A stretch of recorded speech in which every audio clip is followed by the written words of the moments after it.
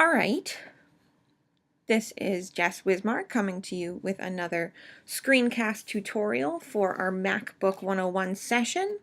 This tutorial is about backing up your files from your desktop to the BHS faculty server. You'll notice when you look at your desktop, mine looks a little cleaner than it did now that we've learned how to organize it a little bit. You'll notice this little icon that looks like this. It says high school faculty. So what we need to do is double click on that and you'll see a folder inside, hopefully with your name in it, as long as you are logged in correctly to your laptop.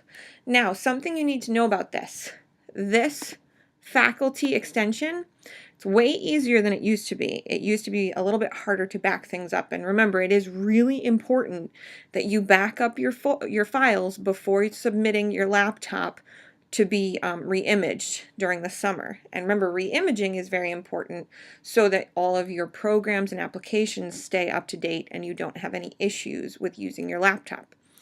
So it's a little easier than it used to be. We don't have to connect to the server or anything like that. It already is appearing on our desktop. Something to note, if you use your laptop from home, this icon will not appear. If you use your laptop here from the high school, and you're using it on our server, this icon will appear. Okay, so you can only back up your files to the server if you happen to be on site at the high school, or connected to the server. So what I'm going to do is I'm going to double click.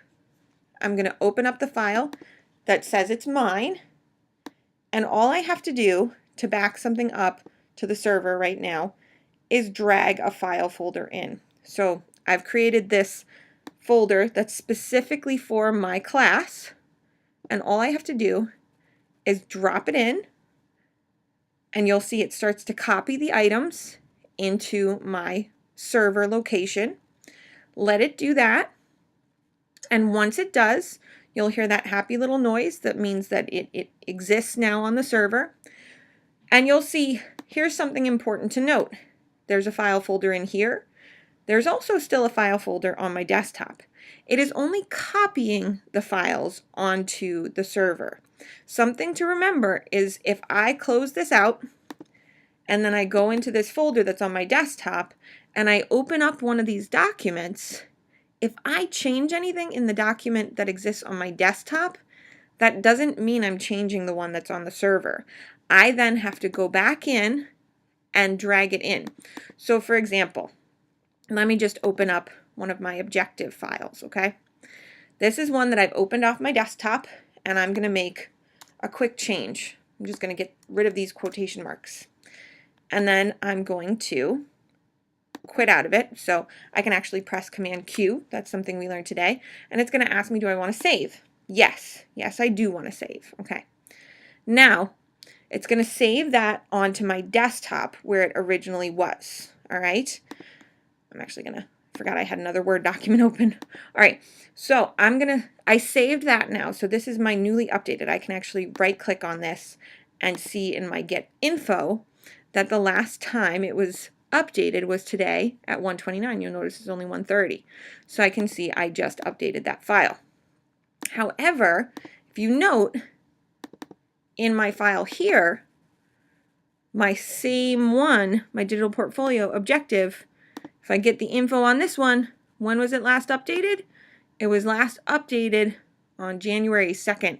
So that was a little while ago. So I need to make sure if I want to overwrite that file, what I have to do is go in, open up that folder, open up the folder that's on my desktop. You'll see they look almost exactly alike, except now I have to drag this one in, and it's going to say an older item named Digital Portfolio Objective already exists. Are you sure you want to replace it?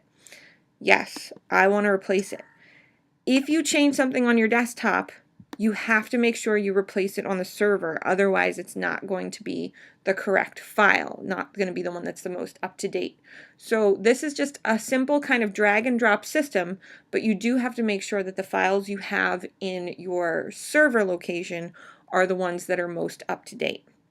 If you have any questions, feel free to ask the IT staff, or, if I'm available, you can ask me as well.